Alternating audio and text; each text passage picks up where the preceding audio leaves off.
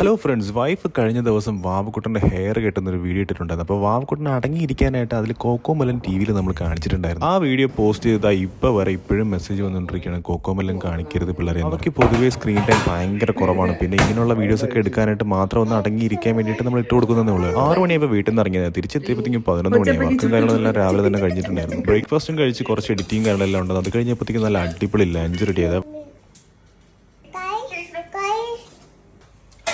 Inaya baby വാവ കഴിക്കുന്നത് നോക്കി ഇങ്ങനെ ഇരിക്കാനാണ്. നല്ലൊരു അടിപൊളി ലഞ്ചും കഴിഞ്ഞ് ബാക്ക് ടു എഡിറ്റിംഗ്. അതെല്ലാം കഴിഞ്ഞതാ വൈഫിനുമായിട്ടൊന്ന് ഡെന്റൽ വരെ പോയതാ. വൈഫിന്റെ ഒരു പല്ലിന് ചെറിയൊരു അവിടെ നിന്ന് നേരെ ബ്ലസി ചേട്ടനെയും ചേച്ചിയും വീട്ടിലേക്ക് വാവതാവലെ കസേരയൊക്കെ എടുത്തിട്ട് വലിയ ആൾക്കാരെ പോലെ ഇരിക്കുകയാണ്. ചേച്ചിയുടെ അവിടെ പോയുള്ള ഒരു പ്രശ്നം എന്ന് വെച്ചാൽ വയറ് പൊട്ടുന്ന ഒരു ഫുഡ് കഴിച്ചിട്ട് നമുക്ക് അവിടെ നിന്ന് ഇറങ്ങാൻ പറ്റത്തുള്ളൂ.